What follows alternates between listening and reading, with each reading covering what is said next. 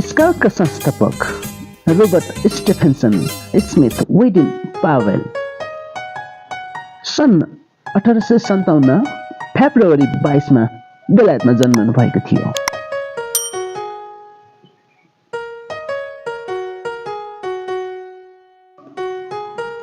विश्व girl guide तथा girl स्काउटका chief guide Olave Saint Clair Soames Baden Powell सन् 1889 फेब्रुअरी 22 बेलायतमा जन्मनु भएको थियो। कृपया साथीहरू यस च्यानललाई सब्स्क्राइब गर्न नभुल्नुहोला। Please subscribe.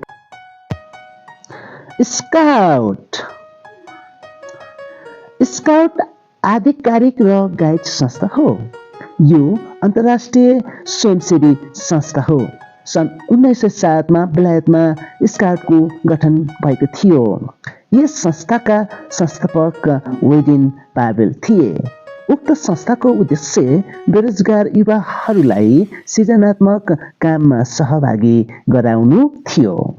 उनले 20 जना युवाहरूलाई सृजनात्मक काममा सहभागी गराएर स्काउटको स्थापना गरेका थिए। स्काउटको मूल मन्त्र तयार हौ भन्ने हुन्छ।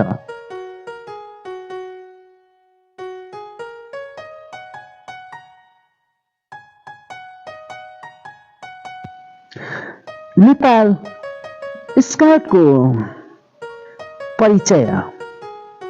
नेपाल स्काउटको परिचय चाहिँ स्काउट मास्टर रमेश कुमार तामाङले दिँदै हुनुहुन्छ।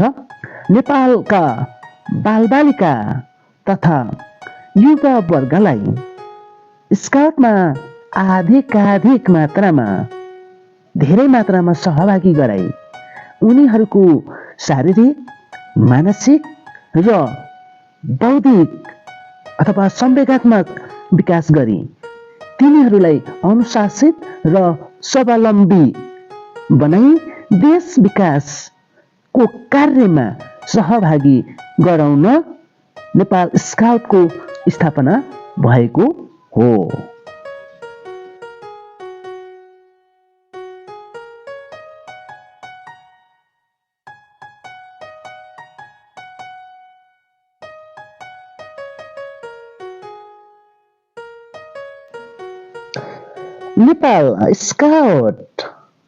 नेपाल स्काउटको स्थापना विक्रम सम्वत 2009 सालमा भएको हो। यसको प्रधान कार्यालय लन्चौर काठमाडौँमा रहेको छ। स्काउट अन्तर्गत विभिन्न वर्गहरू छन्। ती मध्येका बोइज स्काउट र गर्ल्स स्काउट प्रमुख हुन्। बोइज र गर्ल्स स्काउटमा 11 देखि 15 वर्षसम्मका बालबालिकाहरू सहभागी हुन पाउँछन्। यस्तो स्काउटको समूह विद्यालय वा समुदायमा स्थापना गर्न सकिन्छ। यस्ता समूह स्थापनाका लागि सम्बन्धित स्काउटको कार्यालयबाट अनुमति लिनुपर्ने हुन्छ।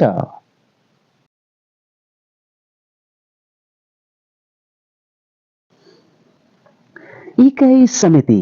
स्काउटको कार्यक्रम सञ्चालन गर्न इकाइ समिति गठन गर्नुपर्ने हुन्छ। इकाइको गठन भइसकेपछि चाहिँ हामीले आधिकारिक रूपमा स्काउट कार्यक्रमहरू सञ्चालन गर्न सकिन्छ। स्काउट अन्तर्गत बोइज र गर्ल्स स्काउट हुन्छन्।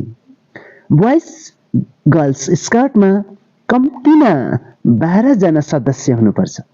ट्रुपमा 32 जना सदस्य रहन्छन्। ती मध्ये 6 देखि 8 जना सदस्यहरूको समूहलाई प्याट्रोल भनिन्छ। प्याट्रोलको आफ्नै नाम हुन्छ। जस्तै बोइजहरूको प्याट्रोललाई जनावरको नाम र गर्ल्सहरूको प्याट्रोललाई चराबाट नाम राख्नुपर्छ। यस्ता ट्रुपहरू विद्यालय वा समुदायमा गठन गर्न सकिन्छ। बोइज र गर्ल्स स्काउटका 6 वटा तहहरू हुन्छन्। यसलाई ब्याच पद्धति पनि भनिन्छ।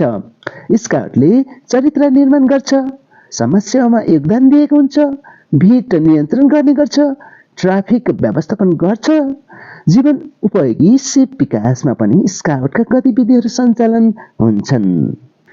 आज मैले स्काउटको परिचय र स्काउटको बारेमा थोरै संक्षिप्त जानकारी राखेको छु। यहाँहरूलाई कस्तो लाग्छ यो स्काउटको जानकारी बारेमा?